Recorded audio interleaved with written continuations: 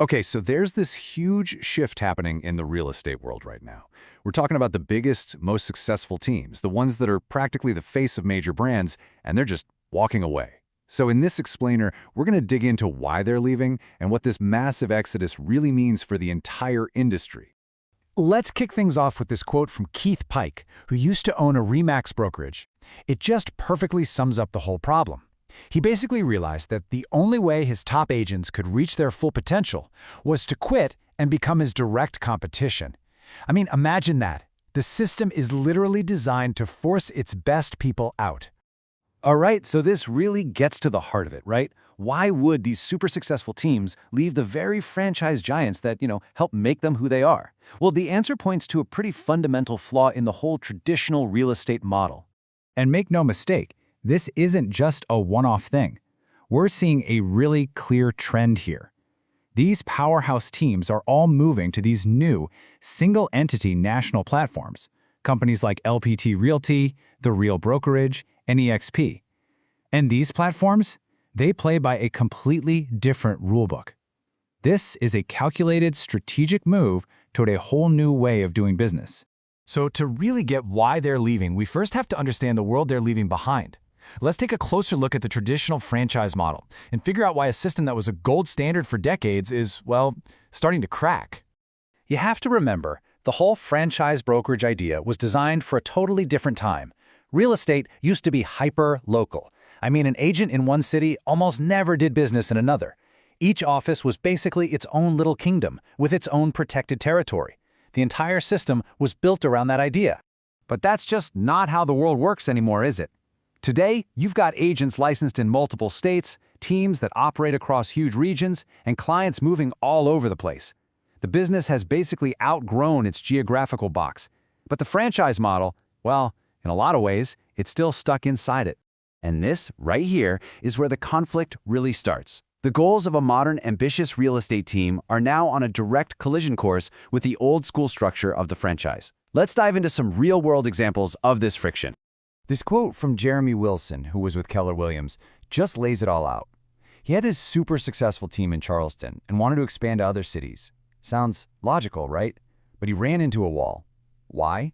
Because each office is its own independent territory. So his ability to grow was completely dependent on the whim of the local franchise owner and whatever new market he wanted to enter.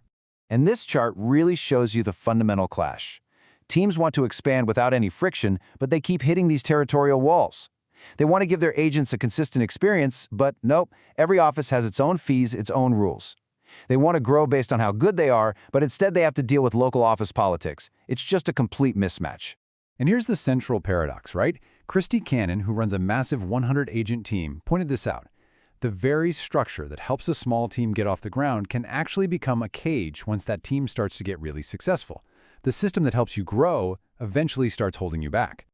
Okay, so we've laid out the problems with the old model pretty clearly. So what's the alternative? Well, it's the rise of these single-entity national platforms, a model built from the ground up for how real estate actually works today. So what exactly is a single-entity platform? It's actually pretty simple. Think of it as one company with one set of rules that applies everywhere, nationwide. There are no independent territories. That means a team in Texas can expand to Florida or California or wherever and operate under the exact same system. Same Ps, same opportunities. It basically erases the borders. Robert Palmer, the CEO of LPT Realty, really nails the core philosophical difference with this quote. He says in the old franchise model, it's all about who bought a territory years ago, but in the platform model, it's designed to be a meritocracy. Success is based on your performance, not on the piece of the map you happen to own. When you put them side by side, the difference is just stark. The traditional franchise, it's all about separate territories, which means limited expansion and rules that change from office to office. The single-entity platform, one national company, unrestricted growth, and consistent rules for everybody. If you're a team that wants to scale, the choice becomes pretty obvious, doesn't it? But look, this is more than just teams switching logos on their signs. This shift is signaling a really fundamental change in how the entire real estate industry could be structured in the very near future. All right, so here's the big prediction coming from industry leaders like Robert Palmer. They believe that these large, high-performing teams will basically become the new local brokerage. They'll be the ones providing the training, the culture, the on-the-ground support, all while being plugged into the powerful national infrastructure of a platform. And to give you a sense of just how big the ambition is here, look at this number, 1,000. The goal isn't just to have a successful team of, say, 50 or 100 agents anymore. No. The new vision is to build a single team with 1,000 agents. That's the kind of scale we're talking about now, a level of growth that's just pretty much impossible inside the old franchise system. And this quote from Robert Palmer again just drives the whole point home. The big idea here is that we're shifting away from an industry dominated by local franchise offices to one dominated by massive national teams. It's a complete rethink of where the power and the service actually comes from. And all of this leaves us with one huge lingering question. If these giant teams become the new brokerages, and they're all powered by these new national platforms, what happens to the iconic brands that built this industry? You know, the Remaxes and Keller Williamses of the world that have been on top for 50 years.